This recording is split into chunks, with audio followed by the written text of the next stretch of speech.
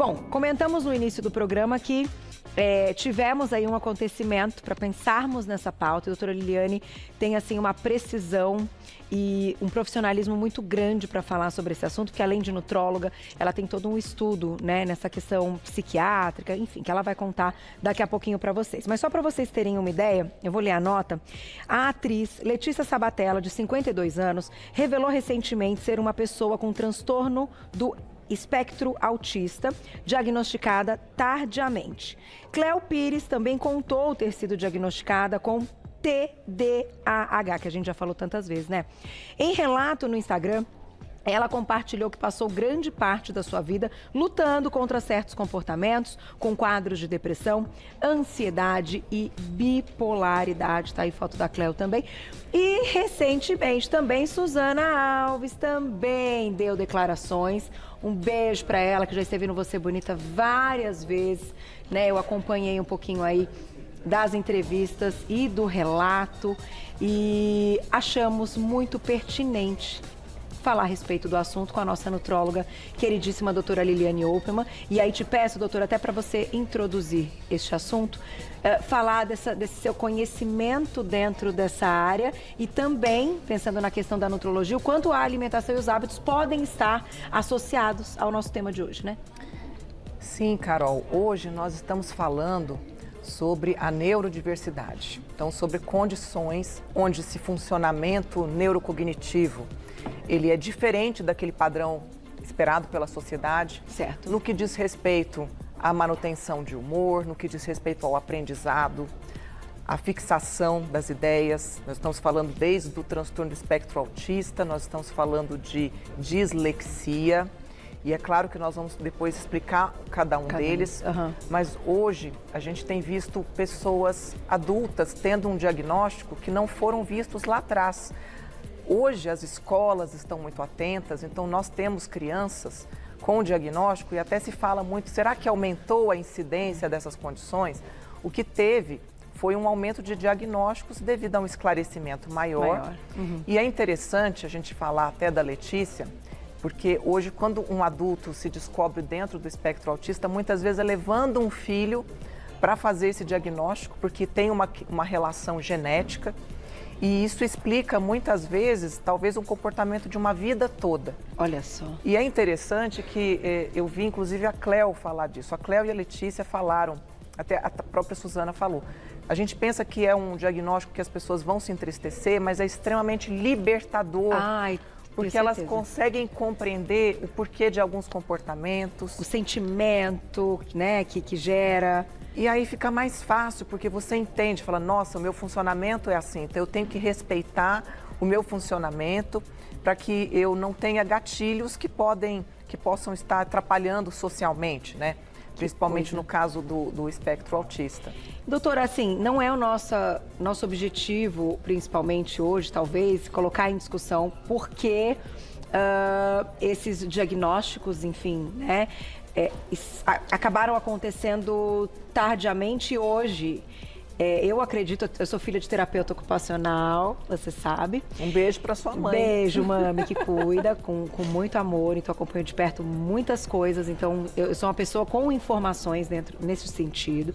Mas eu acredito ainda que tem um olhar que se chama olhar de mãe, que é uma coisa muito importante. Que ou a mãe, ela abre realmente, ela tira as mãos e ela olha e ela enxerga quando ela está olhando, ou certamente esta criança em algum momento que não enxergou ou não teve coragem de tirar as mãos, vai sofrer no futuro e aí da forma como adultos. E é difícil até falar sobre essa mãe, porque como a gente difícil, sabe por isso sobre a questão genética, se ela também tem algum tipo de condição, como é que ela pode também ver aquilo que... Sem dúvida, porque ela se vê, né? Ela fala, não, mas eu também tinha esse comportamento.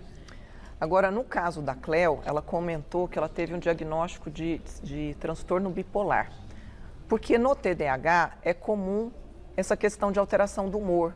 Lembra que a gente fez a pauta, falou das alterações de picos de energia? Sim. E a pior coisa que tem dentro da psiquiatria são diagnósticos errados, equivocados. Às vezes, um bom diagnóstico, ele leva mais do que uma consulta. Porque o tratamento, o tipo de medicamento vai fazer toda a diferença. Sim. Por exemplo, no transtorno bipolar, não pode ser usado um antidepressivo. Tá. E o bipolar pode ter a depressão, que é justamente o contrário da mania, quando ele faz momentos da mania e depois de depressão. Se um médico está atendendo esse paciente num momento de depressão, ele pode fazer um diagnóstico precipitado, entrar com antidepressivo e fazer com que esse paciente bipolar entre numa fase de mania. Puxa vida. E o TDAH, quando confundido, por exemplo, com a questão da bipolaridade, não é usada a medicação que ajuda nesse foco, nessa concentração. E aí os medicamentos não vão funcionar porque o diagnóstico não foi certo. Então essa pessoa, ela sofre, ela perambula. Que coisa, doutora. E a gente a gente vai colocar já o primeiro, até para a gente explicar a todos eles que fazem parte, né, dentro do tema todo de hoje. E a gente cita, você mesmo cita a questão de diagnóstico, mas a gente não está falando de uma doença. A gente fala de uma condição. Então, eu sou muito atenta à questão dos termos corretos que a gente tem que usar, né?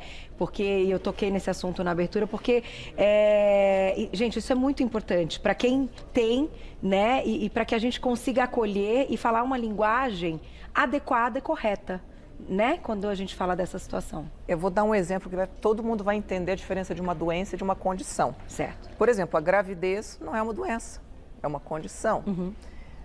Quando a gente fala, por exemplo, de doença, a gente tem causas específicas, a gente tem tratamento específico. Uma condição é algo que ela é desta forma, ela pode ser conduzida, mas ela não tem assim, uma causa específica. Tanto que quando a gente vai investigar causas relacionadas ao espectro autista, é um transtorno do neurodesenvolvimento, é uma questão muitas vezes até biológica, não é algo que a pessoa se contaminou, não é algo que ela herdou, de algum tipo de contaminação, enfim. Então, é totalmente diferente. E existe ainda o conceito de síndrome, né? Que síndrome é um conjunto de sinais e sintomas, como tem a síndrome metabólica, né? Como tem a síndrome de ovários policísticos. Então, hoje, doenças, síndromes e condições já é uma forma macro da gente começar a entender onde a gente vai encaixar esse paciente. Doutora, você é maravilhosa, que aula. Eu vou fazer o seguinte, vou lá e já volto, e já a gente vai detalhar, né, cada um deles, até pra gente entender as diferenças e o alerta, né, quando a gente tá próximo para poder ajudar. Sem já dúvida. volto.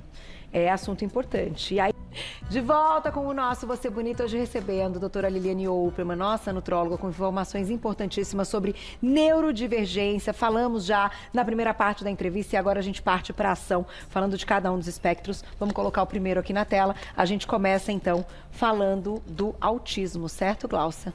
Acho que é o primeiro que vai entrar aí. Doutora, vai, então, falar a respeito. E a gente vai falar também da questão alimentar e dos hábitos, né, doutora? Pode ter influência.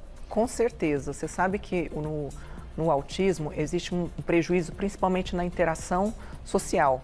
Dependendo, o autista ele pode até ser muito inteligente. A gente tem um exemplo de um autismo leve, que é a síndrome de Asperger. Geralmente essas pessoas que vão em TV, que conseguem fazer uma sequência numérica grande ou uma conta muito rápida, ou sabem muito sobre um determinado assunto.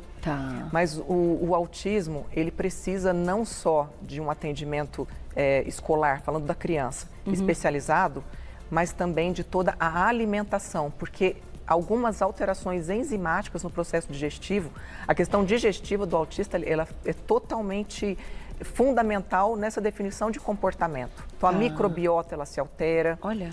Existe uma coisa no autismo que é a monotonia alimentar. E muitos pais e mães, eles acabam se desgastando e cedem essa vontade do filho de não querer diversificar na alimentação, mas é importante. E muitas vezes suplementar. Suplementar o ômega 3, suplementar B12. Aliás, nas condições dentro em saúde mental, a vitamina B12, ela é crucial, tanto ela quanto o metilfolato.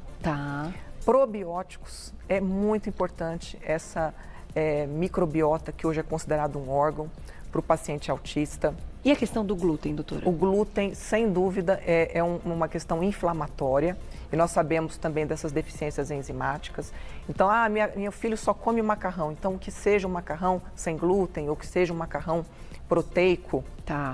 Um ponto comum do autismo, que são as esquizotipias, estereotipias, como o movimento repetitivo do corpo, ou andar na ponta dos pés, ou alguns sons, tudo isso, muitas mães perguntam, nossa, mas eu vi na festa, a criança é assim, mas é como uma forma de alívio de uma ansiedade. Então, a esquizotipia no geral, ela só é esquizotípica, ela não é algo que assim...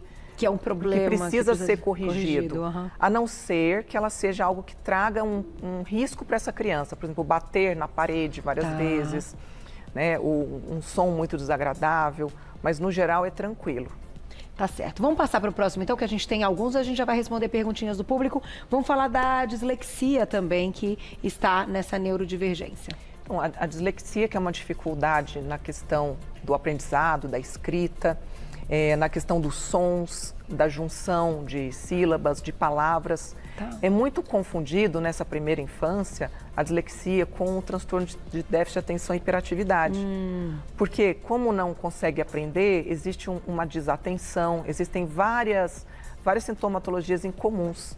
Por isso tem que fazer o diagnóstico correto para que também seja feita a adaptação metodológica de ensino para que essa criança ela tenha menos prejuízo possível. E, doutora, até chegar nesse diagnóstico correto é talvez o processo mais difícil, né? Conseguir entender exatamente o que está acontecendo e descartar as outras questões que vão, em algum momento, ter comportamentos semelhantes, né? E situações semelhantes entre elas, né? Isso é exatamente. Então, são os testes neuropsicológicos somados a uma observação clínica. Né? Lembrando que a criança está em desenvolvimento, então tem que observar esse neurodesenvolvimento. É uma junção entre a escola, entre o médico que acompanha essa família. O médico que acompanha o autista tem que ser um médico da família, porque tem que mudar o padrão de toda uma família. Né? E no caso do autista. No caso da dislexia também existem as questões genéticas envolvidas.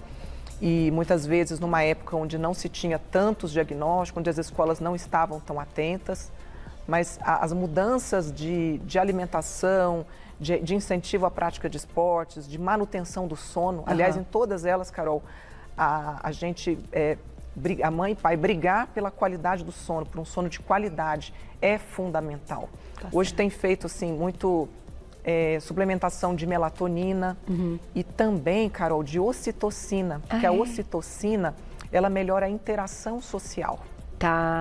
É o hormônio do amor, né, que a gente fala, é neurotransmissor, É um neurohormônio e que geralmente quando existe um prejuízo de interação social pode ser utilizado, tem muitos estudos mostrando, alguns médicos já trabalhando com essa linha aí de tratamento. E pode estar então também, né, mais uma questão a ser colocada. Eu vou passar para o próximo, doutora, para a gente falar de todos eles, mas além da dislexia e do autismo que a gente já comentou, transtorno de déficit de atenção e hiperatividade, TDAH. Esse é extremamente comum, né? A gente está vivendo um momento onde as pessoas, até por conta do excesso de atenção que o mundo exige da gente, né? De informação, que loucura. E tem tido muito diagnóstico tardio, mas assim, não existe assim, a pessoa desenvolveu o TDAH na vida adulta, não. Ela não foi vista antes. E para isso é fundamental também a mudança no estilo de vida. Então a gente tem 3 componentes no TDAH: impulsividade, o déficit da atenção e a hiperatividade. E não necessariamente a criança ou o adulto tem que ter os 3. Então, às vezes, tem mais o estilo de desatenção, outros têm o estilo mais da hiperatividade. A impulsividade, ela é frequente. Então, você pode ter pessoas que tenham os 3, como você pode ter pessoas que tenham mais um ou outro. E tem tratamento também medicamentoso, além das mudanças no estilo de vida. E o comportamento, doutora, o que mais chama a atenção, assim, quando a gente pensa na questão na criança, né? Até para que a gente tenha, como a gente falou, né, esse diagnóstico da condição o quanto antes, né? E do transtorno. Então, geralmente, quando a criança é hiperativa, ela é mais fácil de você visualizar. Quando ela não é hiperativa, ela é mais do tipo da desatenção, é onde se confunde muito com, não só tem a dislexia, mas tem disgrafia, descalculia, que é uma questão com a matemática e na formação numérica, né, em você conseguir fazer operações matemáticas. Então fica naquelas dúvidas, será que é um déficit de atenção? Será que é um déficit na forma de realizar um cálculo, ou na escrita, ou na emissão de sons, junção de sílabas? Então, tem que ficar muito atenta a esses detalhezinhos. E a criança hiperativa, assim, ó, ela começa a fazer uma coisa, depois de perder interesse, faz outra. Déficit de interesse não é nem só da criança. Aliás, o adulto que tem o TDAH, ele sofre muito por isso. Ele tem dificuldade em questões de relacionamento. Eu fiz, sabe aquela pessoa que conta assim, eu fiz várias faculdades, não concluí nenhuma, não me encaixei em nenhum emprego, não me encaixei. Então, de repente, investigar melhor e tratar esse TDAH do adulto. Tá certo. E pode estar associado, né, o TDAH com um grau do autismo, que a gente já citou. Isso não é impossível. Os sintomas e as condições podem coexistir. Mas, sem dúvida, precisa ser acompanhada, porque pode, de repente, estar num momento com mais hiperatividade, outro com mais desatenção. E o tratamento, ele vai de acordo com as necessidades de cada momento ali. Tá certo. Tem mais? Olha lá. Então, já falamos também aqui, síndrome de Tourette. Ele é muito um personagem que ficou bem conhecido, é o Coringa. E quando a gente fala do Coringa, o que tem a característica da síndrome é aquela risada dele. Não os outros comportamentos dele. Os outros comportamentos dele são de outra esfera da patologia mental. Mas o Tourette são emissão de sons ou tiques involuntários. Tem até, Carol, que eu adoro assistir, se você não teve oportunidade, quem não assistiu, assista, que chama Toque Toque. É um filme que mostra vários tipos de toque e uma desses personagens tem a síndrome de Tourette. E ele fala palavrões, né? Ele emite palavrões e ele não gosta daquilo, mas ele não tem controle sobre isso. Que é o que a gente chama de coprolalia, que é quando você faz a emissão de palavras obscenas, por exemplo. Chega a ser, esse toque-toque, apesar de ser bem esclarecedor do ponto de vista dos transtornos, do transtorno obsessivo-compulsivo, de ansiedade, ele é muito engraçado e leve para assistir e a gente começa a entender um pouquinho. Entendi. Então está associado a tics, algumas coisas assim. Exatamente. Piscar muito os olhos, né, alguns movimentos de corpo, abruptos. E até da questão dos sons ou palavras ali também, de forma involuntária. A risada do Coringa é um som bem característico da síndrome de Tourette. Dá tempo de mais um, tem o último, né? Eu contei aqui. Perguntinha, então, na tela, olha lá. Pablo, obrigada, um beijo. Quais são as atividades físicas para quem é neurodivergente? Que pergunta legal. O mais interessante é entender o que essa criança ou esse adulto gosta. Quando existe o interesse, a aptidão é muito mais fácil, porque já existe uma dificuldade, talvez numa interação social, uma dificuldade na organização e gestão do tempo. Se existir uma modalidade que seja forçada, isso não vai ter sucesso. Então, entender de todas as modalidades, o que dá mais certo, experimentar, passar por todas, né? De repente, para um autista que tem interação social mais comprometida, para ele as atividades como natação, atividades que seja de mais foco e disciplina unitário, dê mais certo. Mas para outros, os esportes como bola, que exijam interação, né, time, sejam interessantes também. Tá aí, gente. Doutor, eu tenho que te agradecer. 30 segundos, meu Deus, é sempre maravilhoso. Obrigada. Muito obrigada. Compartilhem as informações. Né, a gente e eu acho que esse é o sentimento, todo mundo querendo abraçar, querendo cuidar, querendo ajudar, querendo acolher, para que a gente tenha, né, cada vez mais 10 segundos. Vou agradecer, Glaucia. @doutora Liliane por extenso, tudo junto, @doutora por extenso Liliane, você encontra o Instagram dela, mas é isso que eu queria dizer, pra gente ajudar todo mundo e, claro, ter uma sociedade muito mais feliz, né? Obrigada, beijo, até amanhã, 1h da tarde.